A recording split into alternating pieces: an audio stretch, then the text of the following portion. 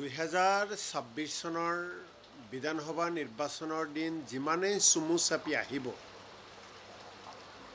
সিমানেই বিজেপিৰ নেতাসকলে গৌৰৱ গগৈ ডাঙৰীয়াৰ লগতে কংগ্ৰেছৰ নেতাসকলক সমালোচনা কৰিব। কাৰণ বিজেপিৰ নেতাসকলৰ ভয় হৈছে 26ৰ নিৰ্বাচনত তেওঁলোকে দিছপুৰৰ শাসনৰ পৰা বিদায় ল'ব লাগিব। এই যে দিছপুৰৰ পৰা বিদায় ল'ব লাগিব সেই ভয়ে তেওঁলোকক খেদি ফুৰিছে আৰু যাৰ বাবে গৌৰৱ গগৈ ডাঙৰীয়াৰ লগতে কংগ্ৰেছৰ নেতৃবৰ্গক তেওঁলোকে নীতি নিয়মৰ বাহিৰত থাকি বিভিন্ন ধৰণে সমালোচনা কৰিছে।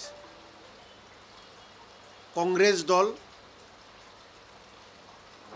অসমৰ ৰাইজৰ লগত আছে আৰু অসমৰ ৰাইজৰো আশীৰ্বাদ 2026ৰ নিৰ্বাচনত কংগ্ৰেছ দলৰ লগত থাকিব। গৌৰৱ গগৈ ডাঙৰীয়া অসমৰ সুসন্তান,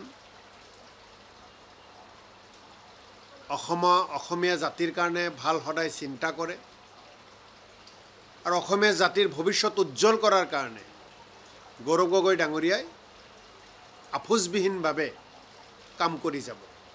এই ক্ষেত্ৰত মাননীয় মুখ্যমন্ত্ৰী ডাঙৰীয়াই হওক, পবিত্ৰ মাৰ্ঘেৰিটাই হওক বা আনসকলে যিমানেই সমালোচনা নকৰক কিয় গৌৰৱ গগৈ ডাঙৰীয়াৰ অসমীয়া জাতিক লৈ যি সপোন, অসমীয়া জাতিক বিশ্ব দৰবাৰত লৈ যোৱাৰ যি তেওঁৰ মনৰ ইচ্ছা, সেই মনৰ ইচ্ছাত তেওঁ উপনীত হ'ব, সপোন বাস্তৱিত হ'ব।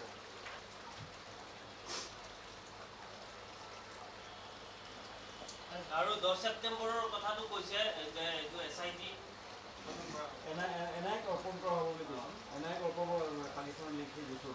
মই আকৌ কৈছোঁ 26ৰ নিৰ্বাচনৰ দিন যিমানেই চুমু চাপি আহিব আপুনি NIA কওক, SIT কওক আৰু আমাৰ দিলীপ শইকীয়া ডাঙৰীয়াৰ ভাষাত এইবোৰ যি আছে এইবোৰ কৈয়ে থাকিব।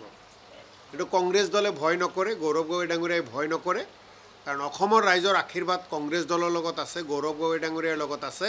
আহি থকা সময়ত বিজেপিৰ হাতৰ পৰা মুক্ত কৰিবলৈ, অসমৰ ৰাইজক বিজেপিৰ শাসনৰ পৰা মুক্তি দিবলৈ কংগ্ৰেছ দলে গৌৰৱ গগৈ ডাঙৰীয়াৰ নেতৃত্বত কাম আৰম্ভ কৰিছে আৰু আহি থকা সময়খিনিত এই কাম আৰু তীব্ৰতৰ হ'ব। এইবাৰ মুখ্যমন্ত্ৰীয়ে কৈছে গুৱাহাটীৰ ওজন কমোৱা হ'ব, গুৱাহাটীৰ ভয় বাঢ়িছে আৰু লগতে তেওঁ কৈছে যে খিলঞ্জীয়া চিন্তা কৰাৰ দৰকাৰ নাই, খিলঞ্জীয়া লোকসকলে তেওঁলোকক এইবোৰ উচ্ছেদ কৰা নহয়, বাকীসকলক উচ্ছেদ কৰা হ'ব। এতিয়া গুৱাহাটীৰ ওজন বা কিমান তাকো জানিব লাগিব। গুৱাহাটীয়ে কিমান ওজন সহিব পাৰে এইবিলাক কথাটো বৈজ্ঞানিক দৃষ্টিভংগীৰে কথাবিলাক ক'ব লাগে। ৰাজনীতিক কথা বাৰ্তাবিলাকত এই কথাবোৰ আহি নপৰে। গতিকে য'ত বৈজ্ঞানিক দৃষ্টিভংগীৰে আমি কথাবোৰ ক'ব লাগে, বিজ্ঞানসন্মতভাৱে যেতিয়া আমি কথাবোৰ ক'ব লাগে, সেই ক্ষেত্ৰত কোনোবাই ৰাজনৈতিকভাৱে যেতিয়া কথা কয় সেই কথাৰ উত্তৰ নিদিয়াই ভাল বুলি মই ভাবোঁ।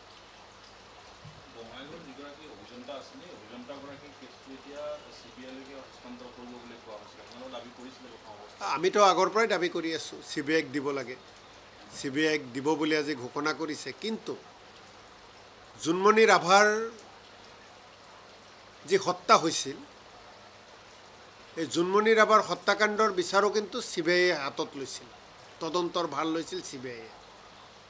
CBI যিখিনি তদন্ত কৰি ফলাফল দিলে অসমীয়া ৰাইজক, অসমৰ ৰাইজে কিন্তু সন্তুষ্ট নহয়।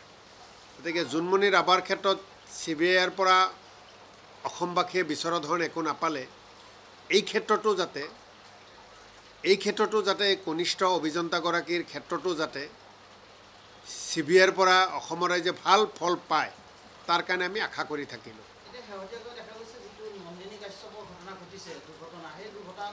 আৰক্ষীৰ ভূমিকা যথেষ্ট সন্দেহজনক হৈ পৰিছে। NDAয়ে 24 ঘণ্টা সলনি 24 মিনিটতে ৰিপৰ্ট দি দিলে। আৰক্ষী স্থানলৈ গৈছিলোঁ, তাৰপিছত নাই যোৱা বুলি কৈছে। সেই দুৰ্ঘটনাস্থলীলৈ 25 তাৰিখে নিশা বিভিন্ন আৰক্ষীৰ মিথ্যাচাৰ ওলাই পৰিছে। তাত এই বিষয়টোলৈ কি ভাবে?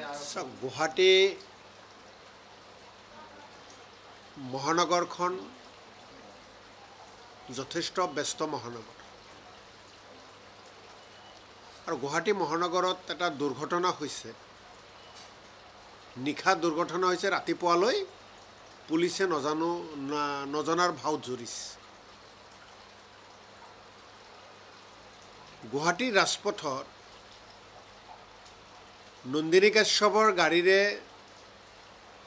এজন যুৱকক খুন্দিয়াই ৰাজপথত পেলাই থৈ আহিছে আৰু সেই ঘটনা গুৱাহাটী মহানগৰ পুলিচে ৰাতিপুৱাও পোৱা নাই বুলি কালি আপোনালোকৰ আগত সংবাদ মাধ্যমৰ আগত আৰক্ষীৰ ফালৰ পৰা জনাইছে অত্যন্ত লজ্জাজনক আৰু ইয়াৰ দ্বাৰা এটা কথা স্পষ্ট হৈ গৈছে যে গুৱাহাটী মহানগৰত ৰাতি মহানগৰ পুলিচৰ যিখিনি দায়িত্ব কৰ্তব্য সেইখিনি পালন নকৰে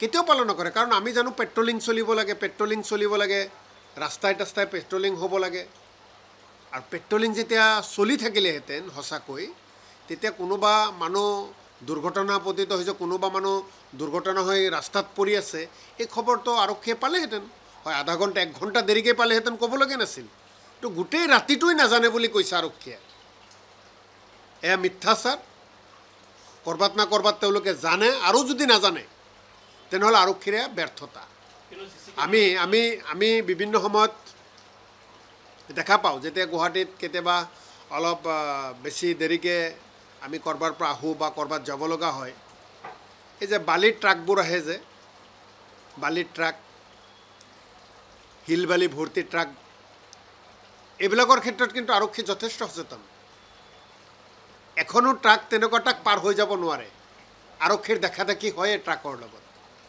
কিন্তু গুৱাহাটীত যেতিয়া দুৰ্ঘটনা হয় আন অপৰাধমূলক কাম হয় তেতিয়া আৰক্ষীয়ে মুখামুখি নহয় গতিকে আৰক্ষী নিশা কি লৈ ব্যস্ত হৈ থাকিব লাগে কিহত ব্যস্ত থাকে এই খবৰো অসমৰ গৃহমন্ত্ৰীৰ দায়িত্বত থকা গৃহ বিভাগৰ দায়িত্বত থকা মাননীয় মুখ্যমন্ত্ৰীয়ে খবৰ ৰখা উচিত যে তেখেতৰ গৃহ বিভাগৰ গুৱাহাটী মহানগৰ পুলিচে সাধাৰণ মানুহৰ কথা চিন্তা নকৰি হিল বালি ভৰ্তি ট্ৰাকৰ কথা বেছিকৈ চিন্তা কৰে যিকোনো খবৰৰ বাবে যোগাযোগ কৰক 7099017330 লগতে 7099017110 নম্বৰত